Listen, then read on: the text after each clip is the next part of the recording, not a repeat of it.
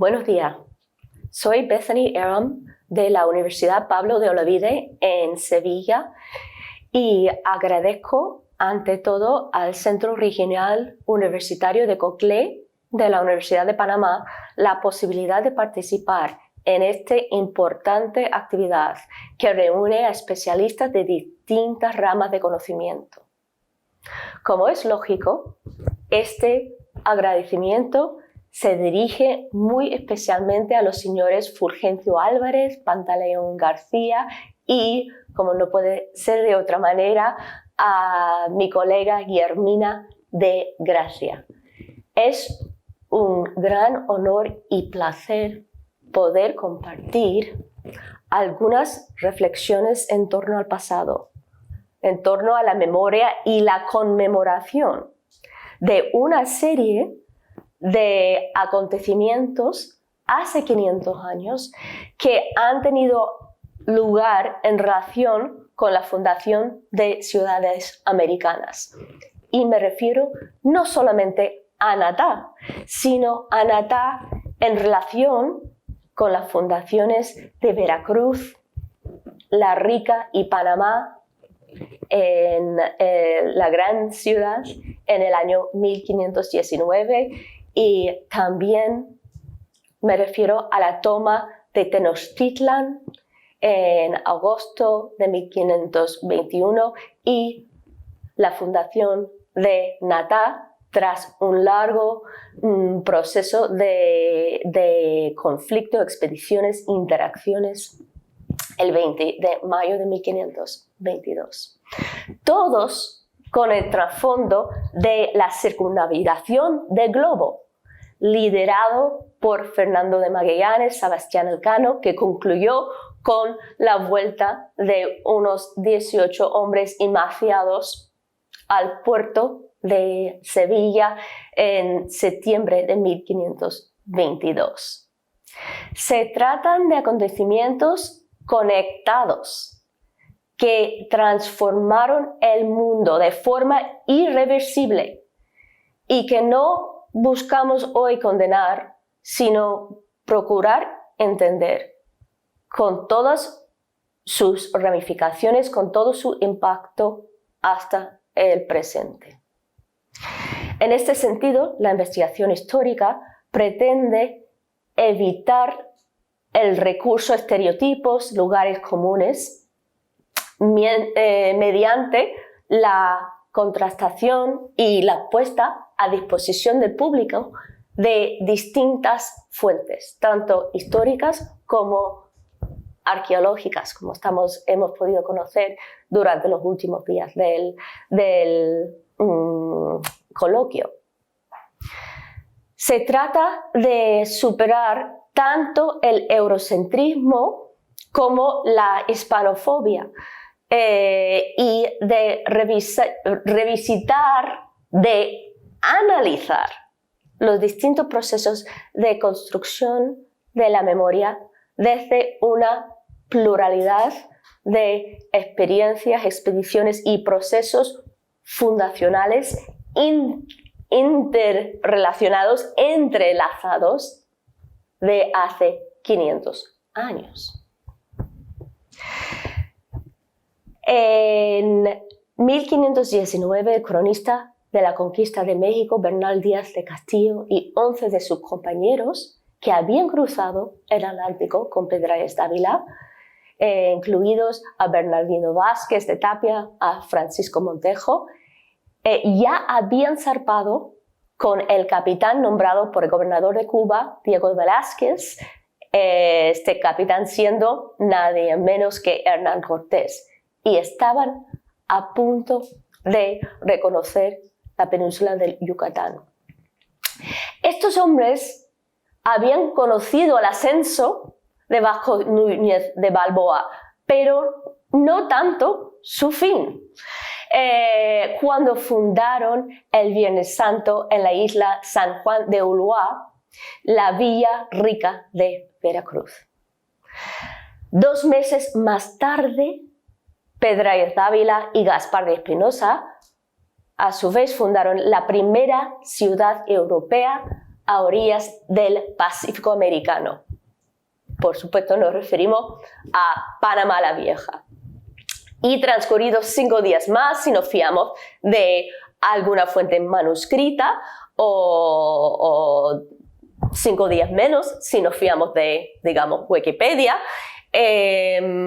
estaban zarpando de Sevilla con 239 tripulantes el primer viaje de circunnavegación del mundo. O sea, eso todo tiene lugar en el mismo momento y, como digo, como trasfondo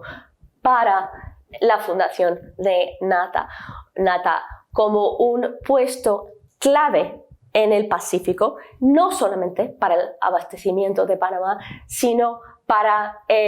promover la exploración del Pacífico. La articulación de la primera globalización mediante descubrimientos multilaterales, procesos fundacionales, contradice hasta cierto punto esa idea de la construcción y también de la veneración del héroe descubridor. Ese fenómeno con su auge decimonónico se ve favorecido por la muerte prematura en algunos casos, del supuesto héroe, como sería el caso de Vasco Núñez de Balboa o de Hernando de Magallanes. La historiografía, impulsada por cuarto y quinto centenarios, se ha volcado en esas figuras de Balboa y Magallanes. Entre los estudios conmemorativos, por ejemplo, publicados en 1913, o sea, 4 centenarios del descubrimiento, entre comillas, del Pacífico, desde el Istmo, se destacan las aportaciones de Ángel de Alto Laguirre y Duvale y de José Toribio Medina por el trabajo archivístico, importante cantidad de documentos puestos a disposición del público. Como reza el título de los 2 tomos editados por Medina, Hernando de Magallanes, o sea, Vasco Núñez de Balboa, Hernando de Magallanes y sus compañeros. Sin embargo, cuando miramos la fundación de Panamá o la de NATA, como ya hizo Reina Torres de Arauz en su conmemoración anterior del impacto de la fundación de NATA en un floreciente asentamiento prehispánico, nos encontramos no con héroes protagonistas, sino con multitud de actores y de personas involucradas con intereses también diversas y conectadas, así como sus procedencias. De allí la cita obligatoria de la producción historiográfica relacionada con los aniversarios, las conmemoraciones, como son también los trabajos de Alfredo Castillero Calvo, la profesora Carmen Mena García, Omar Jaén Suárez, y también la vinculación que proponemos entre estos hitos fundacionales con el proceso más amplio, o sea, realmente global, de esta globalización que se ve de forma tan precoz y tan preeminente desde el Istmo de Panamá. Y aquí señalo especialmente las ciudades de Panamá y NATA. Ahora bien, para ir más allá que la idea de logros heroicos unipersonales, ya ha sentado mi colega algunas de las bases metodológicas en su obra publicada con Marcial Pons en el año 2020, Poder Compartido, Repúblicas Urbanas, Monarquía y conversación en Castilla del Oro, de 1508 a 1573. Actualmente, este colega está trabajando sobre una microhistoria que transcurre en parte en la ciudad de Natá, pero también en contexto global, con cuestiones de minería, de hechicería incluso, y también de convivencia urbana. En ambos casos se centran en fuentes archivísticas, fundamentalmente custodiadas en el Archivo General de Indias y cada vez más disponibles para el público general a través del portal del Ministerio de España de Pares, para su análisis, crítica y contrastación. Ahora, si empezamos la idea de los procesos fundacionales o identificamos procesos paralelos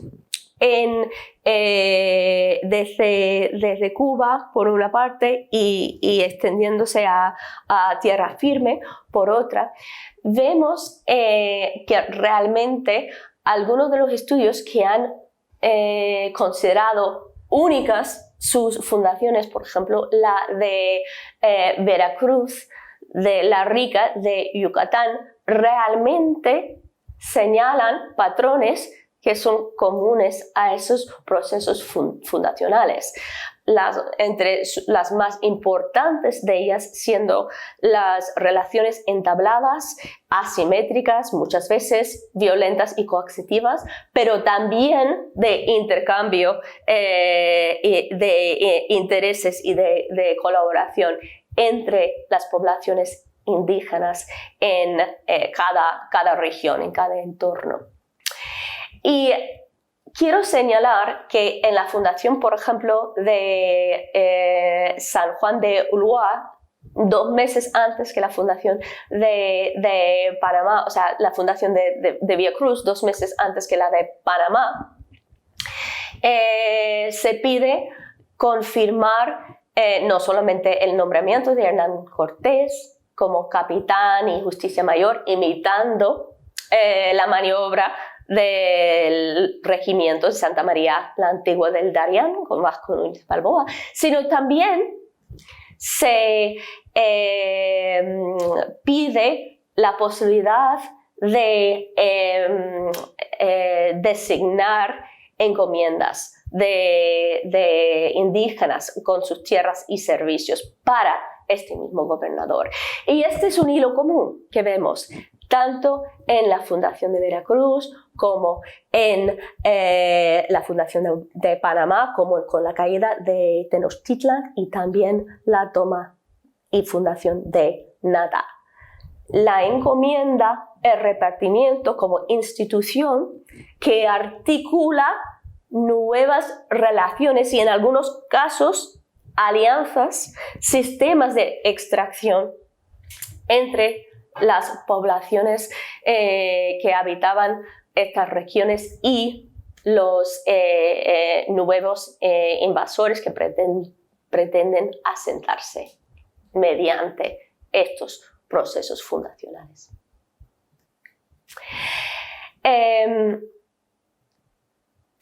También se puede destacar el papel de Alonso García Bravo, que había pasado América con Bernal Díaz y Pedralbes Ávila, que fue después a la fundación de Veracruz y también de Oaxaca, y los magníficos estudios del profesor Tejera Davis, especialmente su estudio de las fundaciones de Panamá y Natá, publicado ya en el año 1996, que va subrayando algunas de esas relaciones entre distintos procesos fundacionales. Entonces, podemos, si solamente nos fijamos en un proceso, considerarlo pues innovador,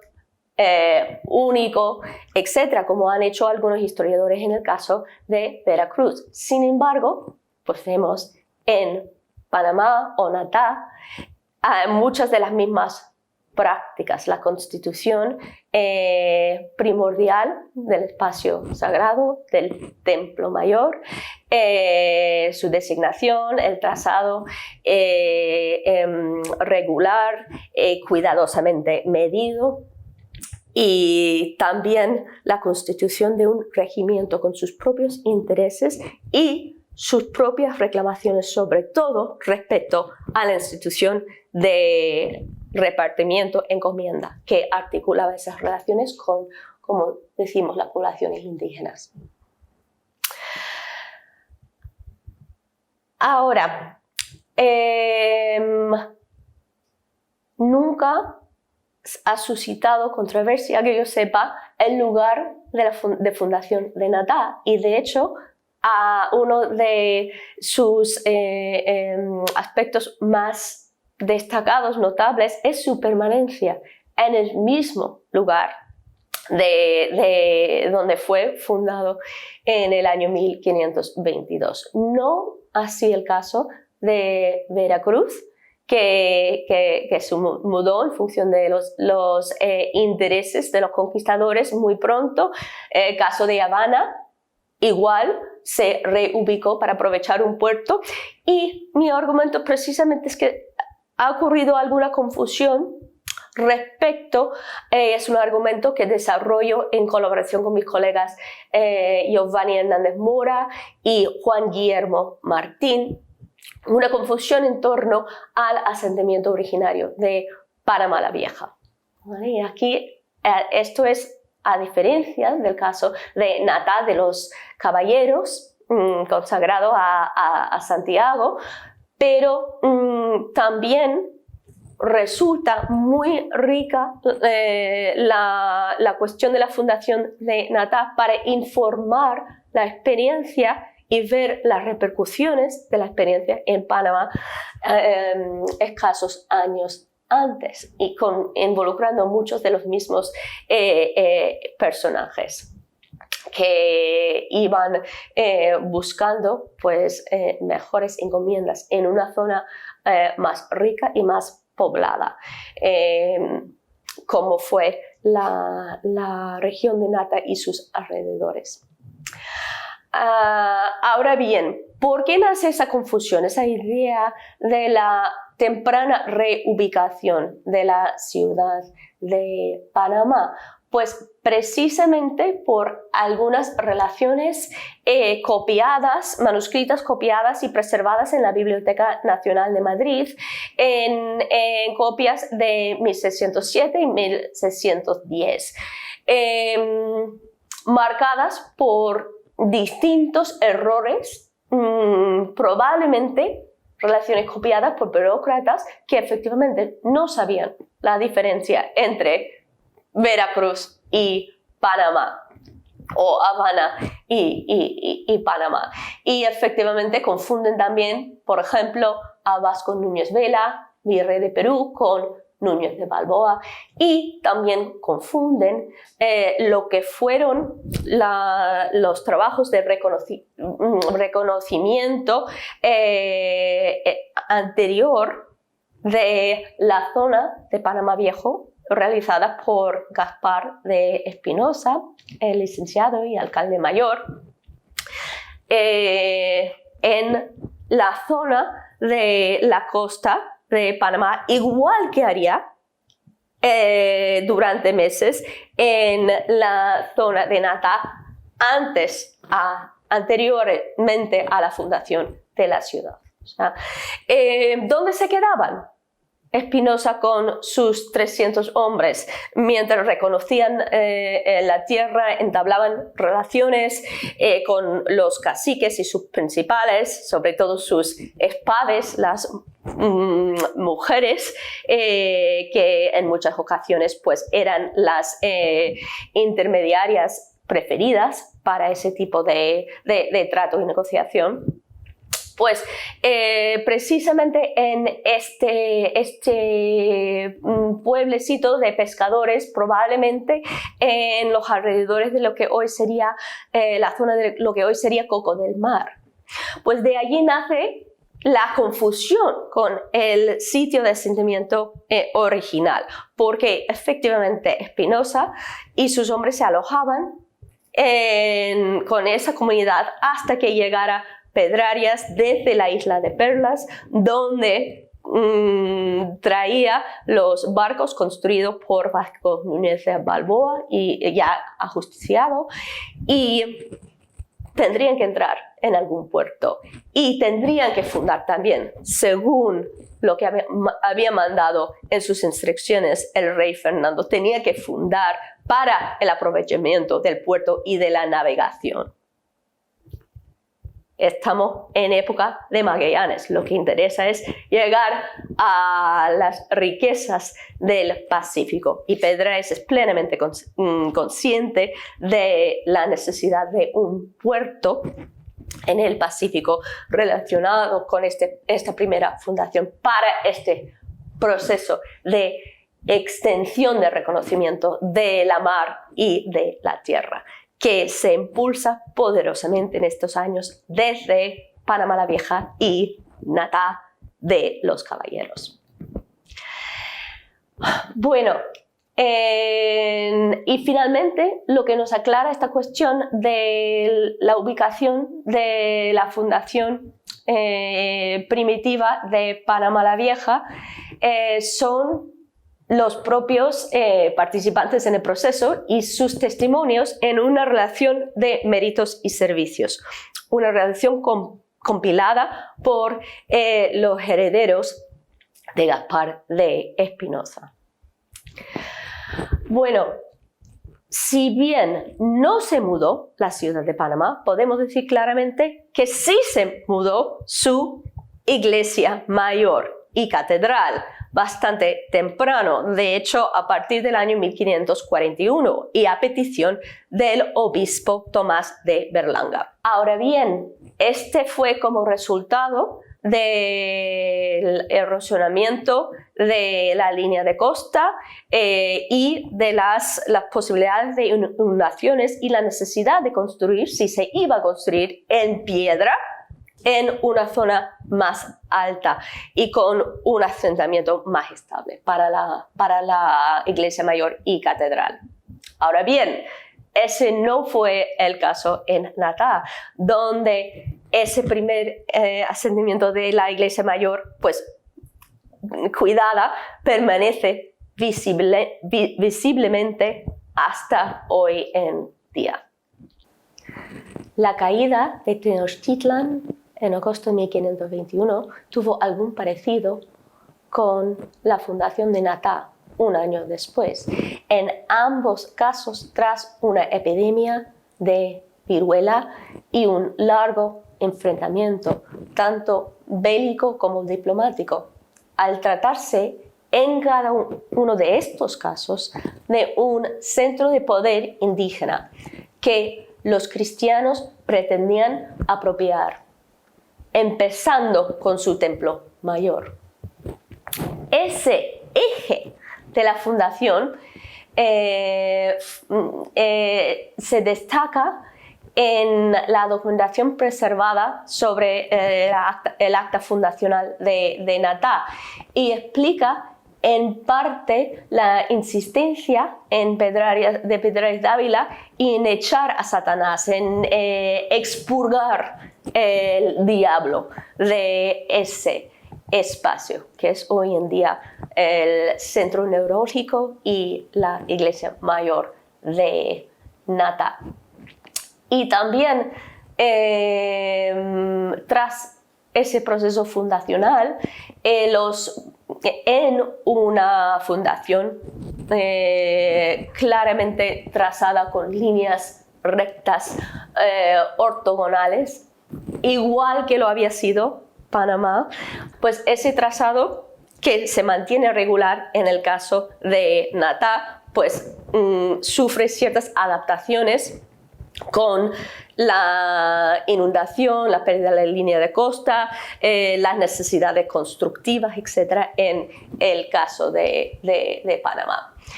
Bien, llamaba la atención no solamente la insistencia de Pedrallas Dávila en la expulsión del diablo del lugar de la nueva fundación establecida en 1522, sino también la reclamación de los regidores, su demanda al rey para confirmar la asignación de encomiendas más copiosas de las que se habían concedido para la española, citando la necesidad de labrar la tierra y su gran productividad, pero también la gran exigencia de mano de obra en relación con esta misma. También esos encomenderos pedían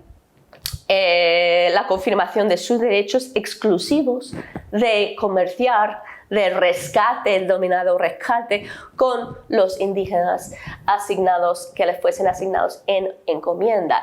Y el resultado de esa primera asignación del gobernador, estamos hablando del año en que las nuevas ordenanzas también fueron aprobadas para regular la encomienda concretamente en tierra firme, en distinción a la experiencia en la española y la experiencia caribeña.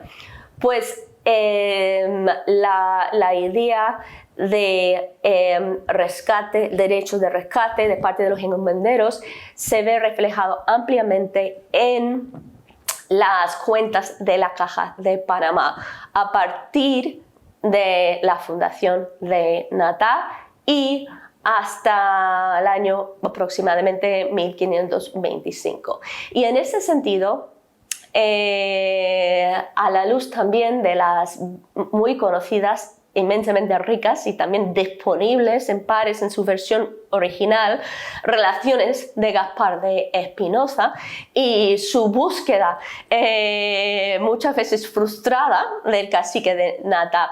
Una de las, digamos, uno de los datos más conmovedores en estas cuentas reales es la donación de cierto oro hallado en el enterramiento de este mismo cacique de Natá en 1522. Su donación a la iglesia recién fundada para el ánima del cacique. También entre los muchos rescates o intercambios de objetos de oro, a veces descritos,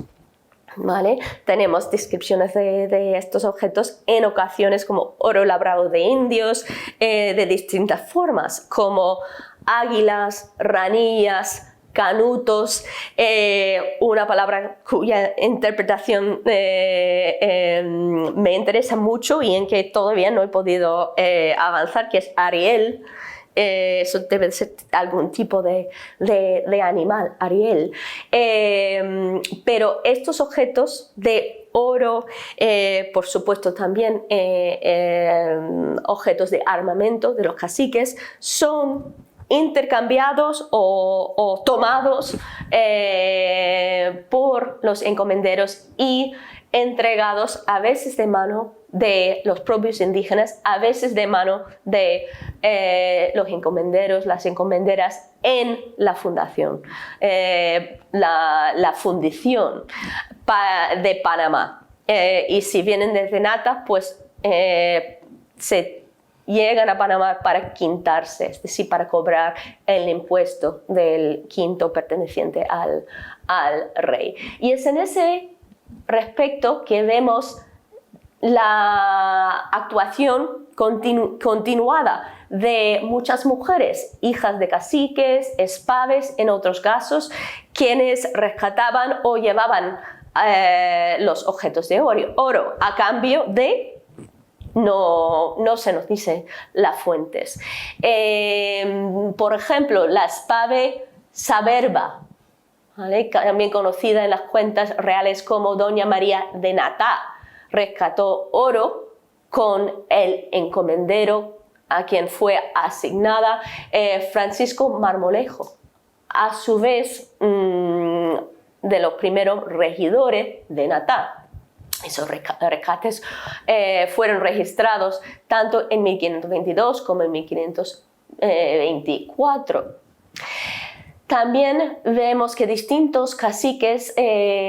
tanto París como Suspave, como el cacique de Totonaca, rescataron oro en distintas piezas de distintos tipos, en múltiples ocasiones, con doña Francisca de Castañeda, la viuda del licenciado Hernando de Celaya, hasta el año 1525. Y ella falleció 2 años más tarde. Pero todas estas cuentas y registros de la entrega de oro y de la pérdida de estas formas en muchas ocasiones de orfebrería indígena de la zona de Natá y Coclé y alrededores, pues también registra las personas participantes, en muchas ocasiones mujeres, en estos mismos intercambios. En otras ocasiones personas descritas como negras, como es el caso, por ejemplo, de Diego de la Puente, descrito como negro del tesorero Alonso de la Puente. Y incluso medio siglo más tarde, cuando la administración intenta fijar un padrón de negros y negras y mulatos y mulatas de las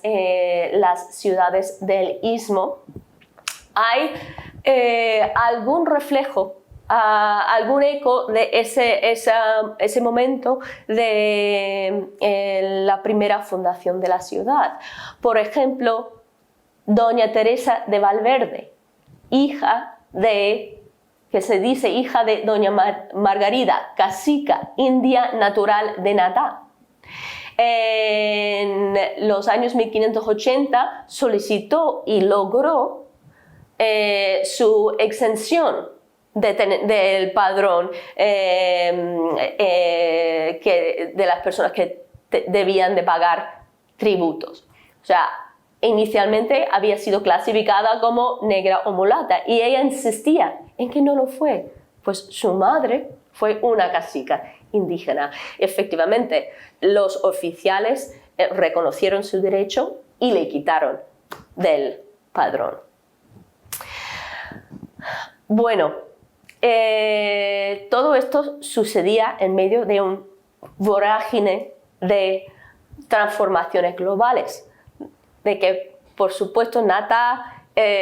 y Panamá formaron parte clave. Y la idea de mirar distintas fundaciones de ciudades es parte de un enfoque translocal, en que vemos que personas, ideas,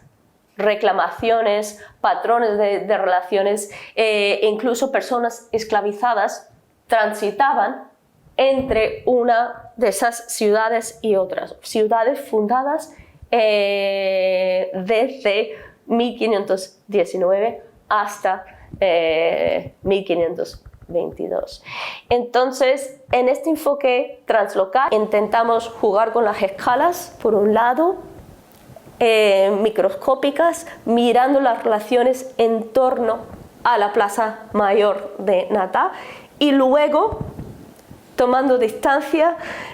con el zoom para ver cómo estas relaciones repercutían en los esfuerzos y los resultados de contactos entre poblaciones previamente desconocidas. Muchas gracias.